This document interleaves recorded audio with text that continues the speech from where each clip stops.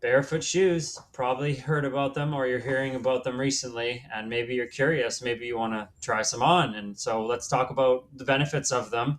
Let's talk about some few disadvantages to them, and let's compare them to traditional like running shoes and just normal like everyday wear cushion type shoes with no with yeah. So I've been wearing them for probably 3 to 4 years at least now. And I have a pair of Vivos boots, and then I have Xerox, which are really great too, trail running shoes. And then I have Earth Runners, which are sandals, and I have two different pairs, and they're absolutely amazing. I cannot recommend them enough. I live in these things in the summer; they're so great. So, anyways, yeah, let's just jump into like the benefits of barefoot shoes. What are they? And I'll give you some things to consider if you do decide to transition to them, because there are some things to definitely keep in mind. So yeah, barefoot shoes, they're kind of as they sound, they're just a very minimalist shoe with zero heel drop, and most of them have zero heel drop and very thin sole padding. Some have more than others. Some people prefer more of the ground feel. Some people prefer less. It depends. For me, I like the ground feel. It's more grounding for me. Whereas opposed to having like a 2-3 inch cushion on a shoe, it's just you're not getting much input, and your brain needs the input. It's important, right? So amongst other things. So yeah, personal preference, of course. So yeah, some benefits that I've noticed with barefoot shoes are my gait is a lot better. I'm not having lower back issues in a certain part of my lower back like I used to for a long time. I don't know if that's exactly related to the transition of barefoot shoes, but I suspect that it's at least helping for sure. Like I said, I feel more grounded when I wear them, especially the sandals. They're great. Um, so those are some benefits I've noticed, and also, of course, strength in my legs and my ankle, and yeah, my feet too. They've become more resilient and stronger. So that's great. Um, but yeah, so basically, barefoot shoes, like what they will do is they'll fix your gait by encouraging a more effective stride. That reduces impact and strengthens your feet. They also work by letting your toes splay out, like so they're more like kind of like natural, like this. Whereas shoes nowadays, it's like your toes are cramping in like this, and it's not good for the bone structure of your feet. So yeah, we shouldn't have our toes binded like that, right? We should let them splay like they need to naturally. And you can actually get these like toe socks that help to encourage that, and then you can get spacers for your toes that kind of just keep them separated when you're not wearing them. You don't have to. I never have, but some people do like to do that, and I don't wear the toe socks personally, but some people do and they like them. So that's up to you to decide. But yeah, it encourages your toes to splay, and that promotes a midfoot or forefoot strike instead of a heel strike, and providing better ground feel and proprioception. So this combination strengthens your feet, like I said before, and improves balance and posture, and can reduce stress on your knees, hips, and lower back, which is huge. Barefoot shoes also may help with plantar fasciitis by strengthening foot muscles, improving natural movement, and changing your gait to midfoot strike, which reduces again stress on heel and plantar fasciitis or plantar fascia. So they can also promote better balance and weight distribution. However, this approach is not for everyone, and a gradual transition is crucial to avoid making the pain worse.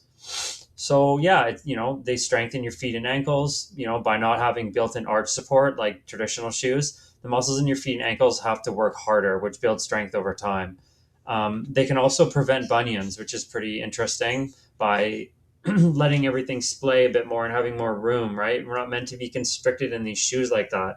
Nature has designed the human body perfectly, but we keep messing with it and doing unnecessary things, and that's kind of like orthotics in a way. Think of orthotics as they're not the worst thing in the world. They can be helpful, but they're more of a band-aid solution. You're better off to go, depending on what your case is. You have severe plantar fasciitis, barefoot shoes may not be the best idea.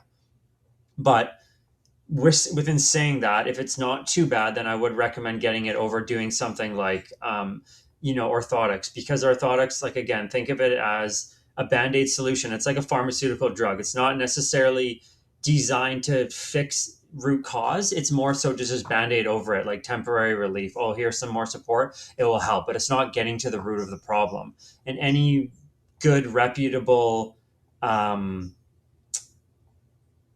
even just like chiropractor will tell you this. I've met a few myself that have told me like, yeah, I recommend all my clients barefoot shoes and they've had great success. So that's another thing to keep in mind for sure. Um, so your posture also can improve. So barefoot shoes encourage a more natural aligned standing and walking posture, which can help reduce back pain. It enhances natural foot movement too. They allow for natural foot and toe splay and ankle mobility, which can improve overall biomechanics, especially in activities like weightlifting or running. So with that being said too, of course, right, improves athletic performance. I know the Vancouver Canucks, they're actually sponsored, for my awareness. I think they're sponsored by Vivo Barefoot Shoes, and they use their products. And they stand by them. They're quite expensive, but some of them are great shoes for sure. So it can increase athletic performance by enhancing sensory input and a more stable grounded base can lead to a better form and performance in sports.